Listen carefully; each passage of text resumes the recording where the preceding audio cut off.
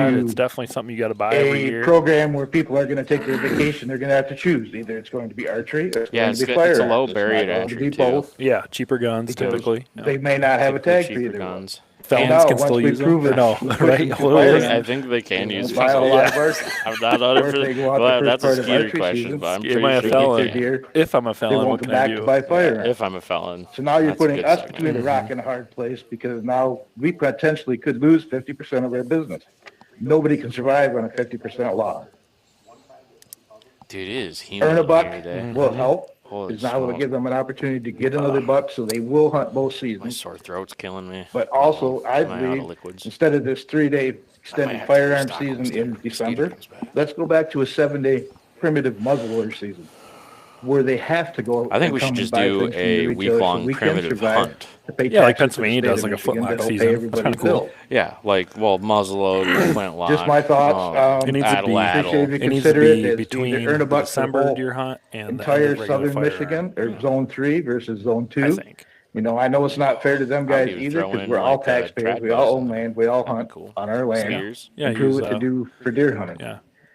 Homemade. I wish there was an easy way to whatever you deal can with it, something- but there's I don't know. not. That'd be You're a between a lot, rock but- and a hard place. Well, just I'm sitting traditional between a hunting. rock and a hard place too, Muzzleloader, because no of the things scope, that go on. like they do in So Colorado. just for consider elk. that, you know, Gotta use earn a like buck that would help. iron sights or something. Or So you let's could do just like go a back to muzzleloader this and season then with no put it scope, off and for you got 3 your years and trad come back to it and equipment. get findings and studies and things. You know, we've done this electronic stuff for 3 years now consistently. Oh, And we should have enough information to say, hey, this county shoots this many bucks. This county shoots this many We do bucks. have that. They're only shooting this many does. Talking about how many bucks and does are shot. Give that county an incentive. Cut your doe permits back in price in Saginaw County. That's the whole to $10 DMU instead of reason that is, to try and get people to shoot more deer. You know, when you at the end of the day, when you look at it, that spike horn is still 30% bigger than most of the does that are left walking around. So if you're looking at value for your license, debatable. You're going to take that antlered deer over that non-antlered deer. So you have I'd be to. very and curious to know processing places charge the same to process. Whether it's a average buck or it's age a of a doe. doe in Michigan right now. There's no break. I know Whether the it UP weighs it's 80 really, pounds or really weighs high, and that's 180 part of their pounds. problem. There's I no don't break. know. 5, 6. I think I So heard like let's 7. try and get this figured out to where real we can get high. more So they're antlers, making a get- full life cycle. Get our That numbers down, watershed get our buck numbers migration up, area they're talking about. They get are things like back in order. super Thank high you. age class of does. That's why the Jim. doe with the bow was pushed to like Rochelle, have a couple people shoot some does and get those older does out of there to let, because they will like guard the wintering complexes. Rochelle's here. Yay. Hello again, Commissioners. She'll probably talk about Chair some doe Humphreys, DMU stuff. Shannon, nice to see you guys Well, I again. hope so. First, I want to say thank you to all of you for your time and attention given. No matter the outcome, whether we agree or not, there have been thousands of emails and hundreds of phone calls, and that is no small feat to manage. Commissioner Fewens, you already came forward with the first step of many to address what my comments will be today, and I give my full support moving forward with that. But I still did want to say a few things about some of the actions and the explanation given to me and to others as to why they were done that way. The biggest grievance is the combination of multiple changes into one vote in order to garner more votes on an item that was less than desired. This is 100% pure politics and does not belong in the decision-making process to protect and manage our natural resources. I personally cannot remember a voting meeting in which totally different amendments were combined like that, at least not for the regulations. Amendments have been brought forth with item X and change number Y. Good, how are you, sir? And that is exactly how the order of procedure It should is. be done. Each item should be voted on separately, stand on its own merit, and be passed or failed by the rest of the commission. I was told that that was how legislation was done, and it was a normal practice. Be that as it may for the legislature, which is a whole other issue, this commission is not the legislature. The NRC was delegated the authority it has under Prop G in order to protect decisions about natural resources from the quote-unquote normal legislative process. To defend or justify in any way, try to normalize the behavior flies in the face of Proposal G and we the people, let alone the trust that the trust with hunters.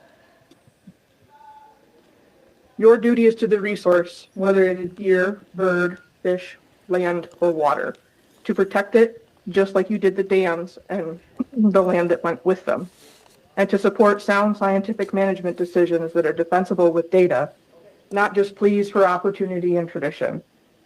It is not justification to continue to do something just because we have been doing it for a while. A tree does not stay small forever. A forest changes over the years, and so should regulations. To quote one of the great founders of American conservation, Aldo Leopold, ethical behavior is doing the right thing when no one else is watching, even when doing the wrong thing is legal. If there must be policy made to make the wrong thing not an option, then make the policy change, so that what happened cannot happen again. And as for the comparison to so-called trophy fishing and deer brought up by Commissioner Eyster, no one needs to go out of state for great fishing like they do for great deer hunting. Michigan is well known as one of the best fisheries in the nation. There are a lot of rules, size limits, bag limits, and method of take restrictions that have made Michigan a They did get destination some fishing traction, state. right? Comparing. Yeah. comparing For one that. example, Eyster knew he was the gonna current take some situation lumps of the today. walleye Oh, in yeah. Saginaw Bay is a great example of being managed for quantity over quality.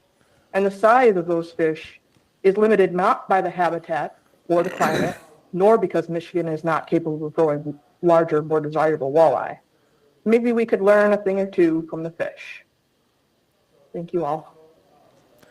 I always like her and her husband. They're very direct, and they, Okay, you know, they do have their points, but they keep it. Comments. We're You know into what I mean? They 3-minute keep it- comments. keep it And good. first up is Kevin And I've learned Johnson. some great stuff from them. Too. Yeah, and yeah. they definitely have their opinions. They definitely have their thing they agree on, but you can't deny the Okay. passion. And I think that's what Well, we see thank you. here, right? We're And I want to seeing thank the department for, I think we said it last time. especially We're seeing the Scott Amazon Eggman, as comments well as of Assistant these Chief, issues. Yeah. So you're getting the Keith 1-star, Kentai 5-star, for and taking there's Representative a Ken whole Ken plethora of Bradstreet, people in previous one, between Ken that Borton, just are not with being us heard. on a tour to the Black River Correct. Ranch. Correct. All right. What was this guy talking about? I've kind of missed it. Who we have here? Oh, this is 3 minutes. We don't know their names. And we spent the whole morning together, and I know that you guys are familiar with Ken Borton's name. Ken Borton. And so that was a great experience for both of us. And so your staff should be applauded for that, for making those arrangements. And a new DNR truck, by the way, that we did not scratch. I just had two things, basically. The Ernebuck is going to be interesting, and we spent a lot of time talking about that, maybe. I like that lunch morning. bucket water bottle. As you know, that when you dropped the pin, when you first came out with that, Yeah, those man. pins got dropped on You're a the truck Capitol driver, front too. You've peed steps in that, haven't many you? times, and people did not appreciate that, so you changed need it a to whiz township. checker. That was a good move. Oh, the this Ernebuck gentleman, is definitely he going to be a does- challenge I'm briefly with remembering him. honesty and resources. He has like a pro shop or So I a think you got a big taxidermy or challenge something on your in northern hand, Michigan. To hold people accountable for doing that. I don't agree with Ernebuck, but I'm just stating some of the facts that I think you're going to have some challenges with. The next thing, so when I go back to northern Michigan, and I'm well entrenched with northern Michigan and the hunting industry, I mean, there's familiar faces here that we talk. He might and, have done a TV show or the thing that I get something. asked He's more done than deer something in regulations that. is Okay. what's going on Wish I with could baiting? see him a little better. When are you Like, going to bring baiting back? Yeah. When are you going to we can't do anything about bring the a common DNR sense speed. approach back to baiting, since 80% of the people up there that have taken surveys want it back? You talk about losing hunters. You know, I was on a conversation all the way down here with a fellow hunter that works for Wolverine Power. And he said that he doesn't, he doesn't plant the food plots that he used to. His kids, they're busy, and he's not hunting like he used to, and they've taken baiting away. And, you know, you're not introducing a lot of new hunters to it. If these kids don't see deer, they don't want to do it anymore. So if you could bring back something similar to the UP and bring it down here, people are already doing it. I used to own 13 gas stations. I know all about how much bait we sell. Yeah. He's the guy And that you're owns making Holiday, good law-abiding right? I think citizens something and the like that. criminals. I think. I can't remember exactly. And what it another is. thing too is you can have licking branches out, and now that's how I survey my deer, is I have licking branches. And guess what? Those deer hit those licking branches all day. I don't every necessarily. day. The baiting It's thing their is so saliva, difficult they do it all. because They're either the gonna problem do it with is my licking branches or the I ones always that go back they to the people who are make going to of abuse their it. own. Just like so- drones, and just I like think all these that other issues we have. Part of your budget issue thermals, has you to can- do with therm- recreational thermal feeding drones, and you know, baiting. and regular drones can be abused. From the person that I And know. people will That's why Abuse he's baiting. in I office. mean, look at Ohio. And Guys complaining so about that let's work on the baiting. consistently. And I just want to know, I think where that are if we we're going at to, with the I baiting mean, issue? it's one thing to I have mean, regulated baiting. you know, I It's don't know if another anybody thing can to have answer banned that. I mean, baiting. because that's what I get And asked. if we look at it I from a intended to proposal bring it G up during standpoint, my reports, and but, we stopped but baiting essentially I'll do it because She's now since responding to people her. are here and you're asking questions. We have asked the department to do a updated deer management plan, do the deer program review, but also do a deer management plan update and also include disease management. As you know, that disease plan is outdated. There's been a lot of research. There's been a lot of update. Okay. So we would like to get that information as part of it. I know that department has also been talking to researchers on this, and they plan to bring some information forward. But I would imagine we're probably going to be looking at next season before we tackle it. Okay. Okay, so she's Well, bringing that's good. attention that they Thank actually you. are thinking about changing it, which whew, All right, I mean, they Dan. have to. They have to address it. It's been long enough. That was the baiting. This is David, right? Or Dave? You got my sheet, man. It's I'm 3 Dan minutes. Olfig. I represent Dave Bryce, I the think. 11,000 No, not Dave Bryce. sportsmen and women of the Dan Michigan Olfig. Regional Council of Carpenters. Yep. there's nobody on Uh, the sheet at this point. much It just comment says today. 3 minutes. Yeah. Just 3-minute people. Could find a parking spot out there, huh? The passion, the commitment, the people taking off. Okay, I want to say something about him. Let's do it. Now that I know who this guy is Yep. on Facebook, hilarious. Like, he is no filter. He will just attack people. It's like funny to know who he is now and see that guy. And he's always funny on this. I don't know if I agree with everything he says completely, but he's definitely not shy about getting up there and speaking his Worked for mind. 5 hours of He said public he wants to come comment. on. Oh, well, perfect. That was spectacular to see. But the problem becomes, is it enough? Skeeter, I mean, turn that no we disturb had on, some dude. change. I don't know where to Especially do when I it. talked to you a couple of months ago, you told me Somewhere it's in the top very right. clear that hunters want change. Is it enough? Does it cover our stated goals? Can we do more?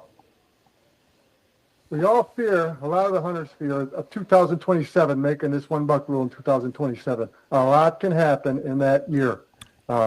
We've talked about the changes, the new governor, the new DNR director, multiple new commissioners. He's like, what should I talk about? We're scared to death that it isn't going to make it that far. Adam In says you guys should get in there 2026, and we do wanted 3 it in minutes. 2026. You gave the objective That's where the why so value many is. people bought combo tags already. But correct me if I'm wrong, but I believe that deer regulations have changed midstream. I know at least once, if not multiple times. I don't mean, know it's what not to unheard of. say, We could have did it, but it's too late now. Social media is blowing up over and influencers with large Adam, followings. this guy's already saying everything And we want him we to have say. a podcast right We in the hall now. Tony talked to him It's your before and gave him information. some But cheat sheets. social media has been podcast in the blowing hall up right with now. criticism, and most of it's been focused on comments by a couple of commissioners that weren't very well thought out. And frankly, they reflect poorly on the entire commission. Skeet, you got another Please one look of at the those big picture. Oh, yeah. We're not interested in rambling personal anecdotes. He only had one on him for him, and it was. I want you to, and allowing He's like, exceptions for I'll UP get you is one. out of control. I mean, why we allow Oop, I hit a button. How'd you do that? exceptions Oh, for I can UP? just hit the Space bar. space bar? Yeah. You You're didn't know opening that? up a Pandora's box. You Now, amaze me there's sometimes. legislation I being just figured it proposed out too with my I'll never in business the card. UP, so- well, in the never statewide, forget. for a 10-person commission, 10 people, that's gonna be We'll see five next votes. month. 7's a much better number, but 10-person commission for NRC in the UP only. I mean, you've opened up a Pandora's box. Commissioner Fewens, thank you for that white paper. Hopefully, the white paper and the guidelines that will follow will address some of these issues.